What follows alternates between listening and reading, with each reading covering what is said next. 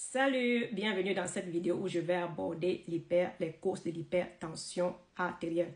Alors, il y a les causes modifiables et les causes non modifiables. Je vais commencer par les causes modifiables. Il y a 5 causes fréquentes de modifiables de l'hypertension.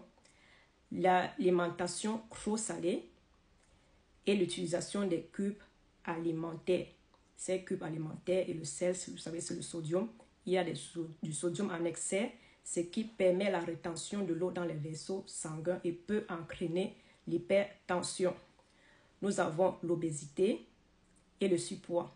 Lorsque on est obèse et ou on est en surpoids, le cœur fournit un grand effort, ce qui peut provoquer l'hypertension artérielle. La sédentarité, le manque de sport, entraîne aussi l'hypertension artérielle, entraîne le surpoids qui peut entraîner l'hypertension artérielle. La consommation d'alcool et ou du tabac entraîne une rigidité des vaisseaux sanguins, ça veut dire que les vaisseaux sanguins deviennent durs et ceci peut également entraîner une hypertension artérielle. 5e cause, le stress chronique. Ceux qui ont le stress longtemps, le corps produit des hormones qui augmentent la pression artérielle, notamment le cortisol, adrénaline, noradrénaline, angiotensine 2 et certains autres hormones. Ça, ce sont les causes modifiables, les 5 causes fréquentes modifiables de l'hypertension artérielle. Maintenant, il y a également des causes non modifiables, telles que l'âge. Avec le vieillissement, les vaisseaux sanguins deviennent rigides, durs, et là, ça entraîne une forte pression. Le sang passe avec une forte pression, ce qui peut entraîner l'hypertension artérielle. Et nous avons des causes génétiques, des causes héréditaires. Ça veut dire, si les parents de vos parents dans vos familles, il y a l'hypertension, vous risquez d'avoir l'hypertension. Mais chez certaines personnes, cela n'est pas génétique, c'est dû à l'alimentation, c'est dû à la culture de l'alimentation. Si vos parents ont été habitués à manger salé, la probabilité que les enfants mangent aussi salé va continuer, ce qui peut entraîner un risque d'hypertension. On se dit que c'est génétique, c'est dans la famille, pourtant c'est dû aux habitudes alimentaires de la famille. L'une des causes non modifiables de l'hypertension artérielle peut être des maladies sous-jacentes comme le diabète, les insuffisances rénales ou des malformations des artères au niveau du cœur et au niveau rénal.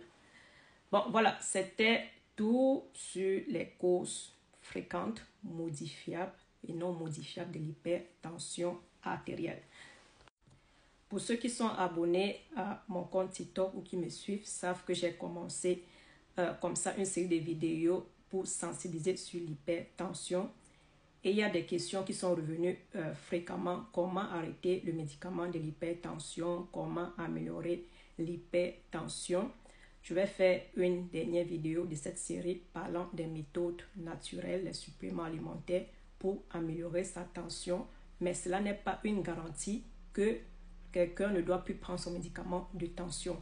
Et avant cette série de vidéos, je voulais absolument faire cette vidéo pour parler des causes, pour aborder les causes de l'hypertension, parce que connaissant les causes de l'hypertension, on peut facilement prendre en charge. Nous avons vu les causes modifiables, nous pouvons jouer sur ces causes modifiables, c'est-à-dire bouger, faites du sport, manger équilibré et ayez moins de stress, équilibrez votre vie.